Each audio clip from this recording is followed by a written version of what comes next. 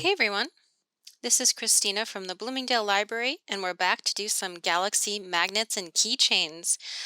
Today's craft is really easy. You can do it with your whole family, and I'm going to show you a couple of ways to achieve professional looking magnets and keychains. Really cute, cost effective. You can give them out as gifts or even sell them at a craft fair.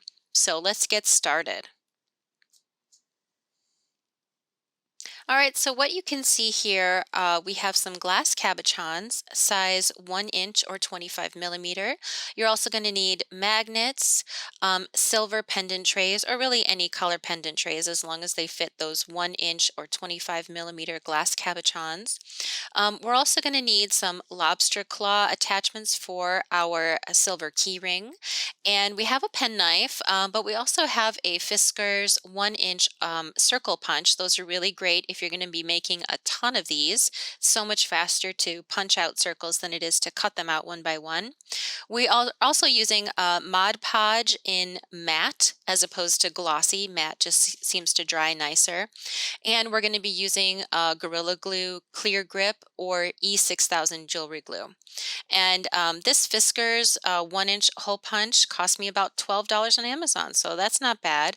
But first we're going to make some key rings. So we're going to need our glass cabochons and our pendants and key rings and lobster claws. We're also going to use our penknife, and I'm going to show you how to cut out circles. But first, let's look at the Fisker's 1 inch hole punch. So I have a printed image here that I got on Google. Just printed an image of a galaxy in high resolution. It's probably not an image, it's probably an artist rendering, but it looks pretty cool. The nice thing about the Fisker's 1 inch hole punch is that when you slide it into the page, it pops out the perfect circle. So no trimming necessary for those. And I'm just going to do a couple of these so you can see how it works. Just pop it in and punch out your circle. All right, so now that we have a few to work with, I'm going to move this page aside and we're going to start to glue together our keychains. All right, so you're going to put in a little bit of Mod Podge in a tray. You don't even need a tenth of what I just poured out. There's really no need for too much glue. So you're going to get a paintbrush and you're going to paint your Mod Podge on the surface of the inside of your silver pendant. So you want to fully coat the inside of the pendant, and I'll pick it up so you can see a little better with no glare. You're going to swoop your paintbrush around the inside edge of the circle pendant so that it's fully coated.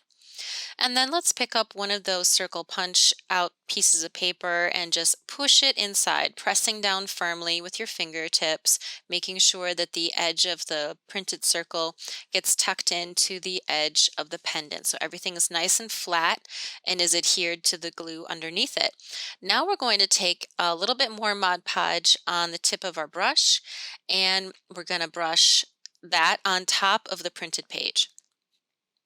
So we want it fully coated, swoop it in there, make sure you get the edges and everything. We don't want so much glue that it oozes out when we put our glass cabochon flat side down into our pendant, but we want enough that it'll stick, and we're going to press it down firmly to make sure it's stuck in place. And then as you can see here, I'm adjusting my image.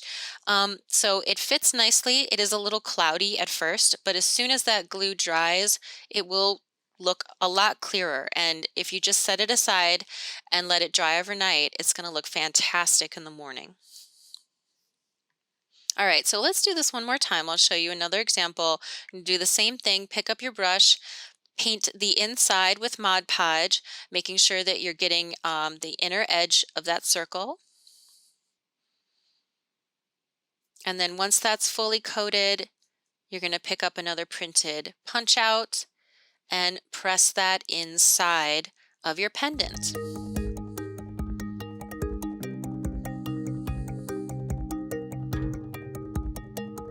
All right, and once that's firmly pressed and stuck in place, again, we're going to pick up our paintbrush, put a little bit more Mod Podge on the tip, and we're going to paint a layer of glue on top of the printed image, making sure that we get all the way in the corners and around the edge of that circle pendant. So it's nice and coated. We're going to pop on that glass cabochon and press down firmly. And again, you can see here it's a little bit cloudy, but that is going to clear up as soon as the glue dries. So let's set that aside for now and work on our magnets.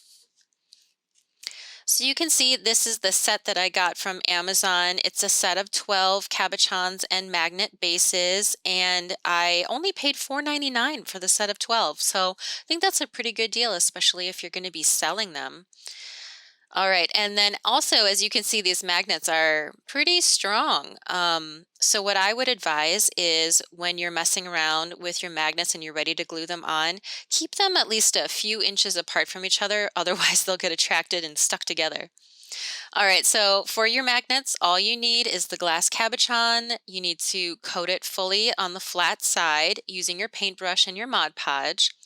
And then once you have a full coat of glue on there, you're going to take your cutout circle, printed side down, white side up, and place the printed side down on top of the glue. You want to press that in place. Make sure it's firmly on there. It is going to move around a little bit because that glue is still wet. So we're going to have to set that aside and wait until it's dry before we attach our magnets. Using the Gorilla Glue, this is Clear Grip Gorilla Glue. You can also use E6000 jewelry glue.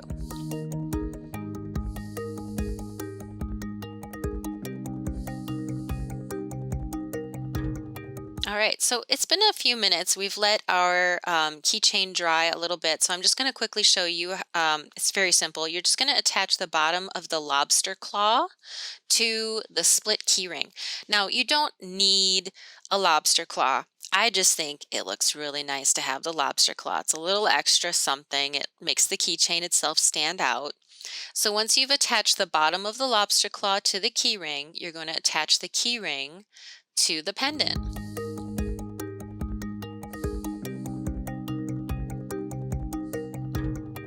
And there you go.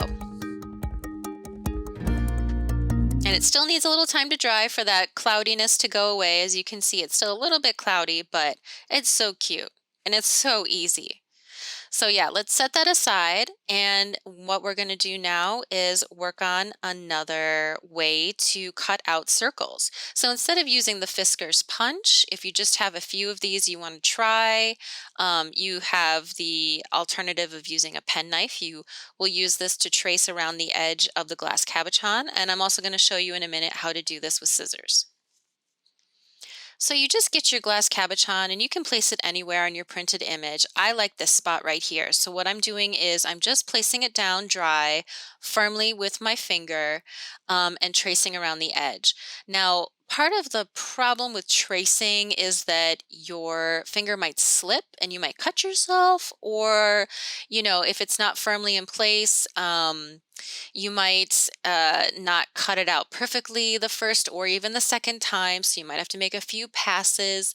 So the result is that you'll still get a piece of paper that will fit the bottom of your cabochon, but it's just not going to look as nice and cleanly cut as the Fisker's hole punch. So as you can see, I'll push this aside and I kind of got most of it, but not all. So I have to make another pass at that corner on the top left. So I'm going to do that one more time. An alternative to doing it dry and pressing down with your finger is you can just actually maybe glue it to the page first, and then the next day you can trace it out so it's nice and dry, and then there's no chance that your cabochon will slip and your image will get ruined. So as you can see, it fits, it looks nice. We just have a few rough edges that we need to trim because they kind of peek over the side of the glass cabochon. So that's what I'm doing right now with my penknife, with my X-Acto knife. I'm just trimming off some of those little rough edges that are peeking out the edge.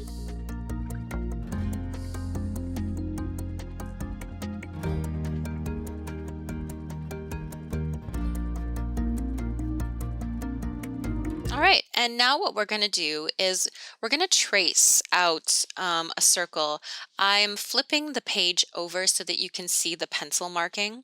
So I'm just placing the glass cabochon anywhere, pressing down with my finger as I did before, and this time taking a pencil and tracing around the edge of the glass.